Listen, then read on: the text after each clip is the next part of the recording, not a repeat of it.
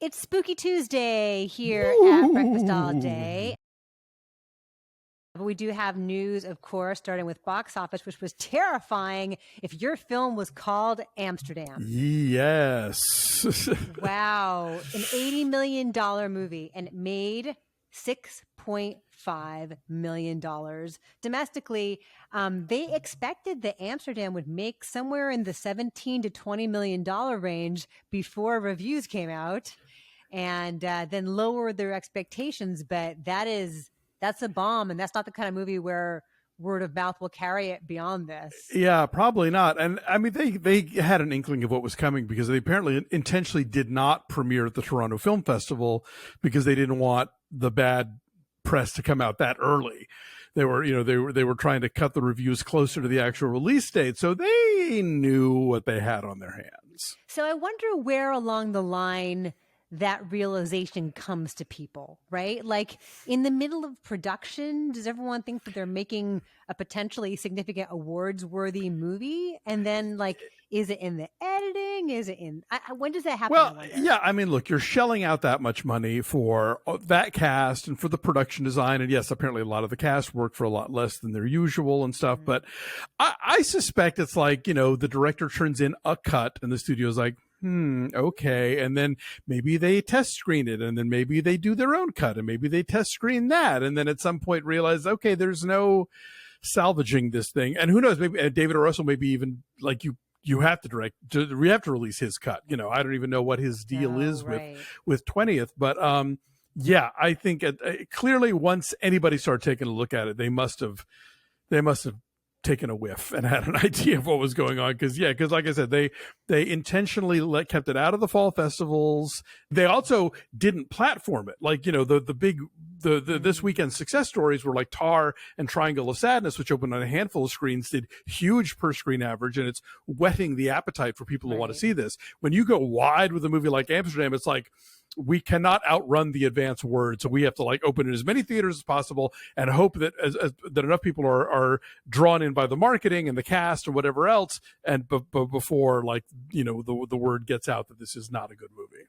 And I don't think that all of David O. Russell's alleged transgressions and like problematic behavior over many years is a factor. I don't think the average person knows that. I don't think it's like with Woody Allen where his name is like inherently problematic at this point. Right. Yeah. Russell, because I, for whatever reason, either a great publicist or just not being somebody who's made a brand name of himself the way Woody Allen has, those stories don't get the screaming headlines that like, Kevin Spacey or, whatever gets. And so, yeah, I don't think that played into it. I think it's just that people didn't like this movie. Right. Smile was number one again, second week in a row. It made $17.6 million this past weekend. It only dropped 22%. And that's a movie that has good word of mouth. That's a movie where it's like, oh my God, it's so creepy. You have to see this thing. Yeah. Right. You mentioned Triangle of Sadness. If you need Botox, here's a place on your to go. Triangle of Sadness. I mean, I don't personally, because I just don't smile ever. So, but you're youthful, glowing, fresh. Right. I don't worry and I don't smile. They're giving away free Botox if you buy a ticket to Triangle of Sadness. Would this inspire you to get Botox? Oh God, no. See, look, I plump keeps the wrinkles away. This is why I have such beautifully smooth skin and no crow's feet, because I keep myself inflated with delicious butter. I would not, but I think it's a funny gimmick whether or not anybody takes them up on it, because it ties into what the movie's about. Right, because Harris Dickinson, whose character is like 25 years old, already is too old to be like a male model. Exactly. It's really sad, but it's a funny idea. Glass Onion's going to come out early on several screens. It's going to come out, for good in December, but for like a week around Thanksgiving, it's going to play at AMC, Regal, and Cinemark theaters. Will we rush out and see it early, do you think? Will they show it to us early? I hope so. I would hope so, yeah. I mean, it already premiered at Toronto. I think this is really cool because it demonstrates a detente now between the big three theater chains and Netflix, but they get an exclusive on it. Like, it's not going to be on Netflix for another month. So that's kind of a cool thing. There is a lot of anticipation for this movie. So I think it's a win-win for everybody. I recall that, like, I'm having some glimmer of memory of this with The Irishman. Mm-hmm. Right? And Roma, maybe. And Roma. Like, maybe they wouldn't show The Irishman at big theater chains. Yeah. Like, even, like I said, AMC does that thing where, like, the weekend before the Oscars or whenever it is they do it, they show all of the nominees. And I think my recollection, and Google, tell me if I'm wrong, was they weren't doing the Netflix one. So the fact that AMC, Regal, and Cinemark are going to show a Netflix movie, you know, that's an evolution in their relationship. Right. And then one movie that you will not be seeing at the Academy Awards because it is not eligible is Richard Linklater's Apollo 10.5.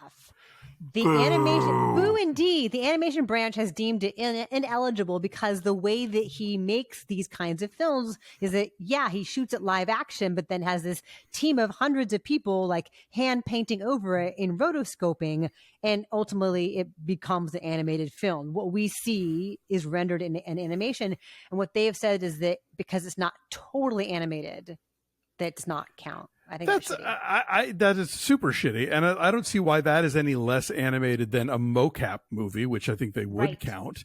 You know, so yeah, I think that's nonsense, and I'm wondering if this is like the thing where there's the old guard is hanging on, and there's like younger people who realize that the medium changes and that this is part of it, and it's not like he's just running it through a computer program. I mean, again, there's a lot of art involved in the way that he uses color, the way that they do the rotoscoping. I mean, this is a technique that goes back, I think, probably to the silent era, but I mean, certainly like Ralph Bakshi popularized it, I know, in the 70s. So yeah, I think it's shitty because I also think it's a great movie and probably my favorite animated film of this year. So if, you know, once again, love the Academy, don't like the Oscars. Kenneth Branagh is doing another Agatha Christie movie. He's doing A Haunting in Venice. And among the cast are Kenneth Branagh, again, as Hercule Poirot, but also Michelle Yeoh, Jamie Dornan, Tina Fey. Somebody on Twitter was like, let's figure out who the scandals are going to be about.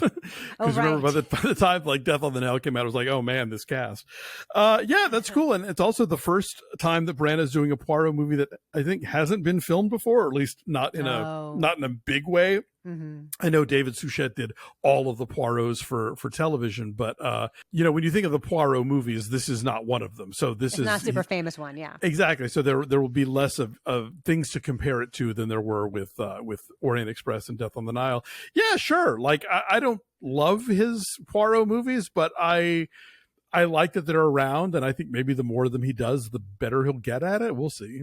He seems to enjoy the campiness of the character. Like he's definitely in front of the camera. He's having a good time. Absolutely. I just wish that they weren't so like heavily green screened. It really gets distracting, especially because he's making these location specific movies and everything looks so incredibly fake. Are you aware that Madonna is gay? Walk me through this one, because I saw this headline around and I was like, do I care enough to look? I don't know that I do. But what did she do? I know Christy will tell me. And I can find out from her. That's right. So she did this TikTok where she was like in her bathroom and she was taking a pair of like pink panties or something, and she like wadded them up and was throwing them at a trash can, and she wrote, "If I miss, I'm gay," and she missed.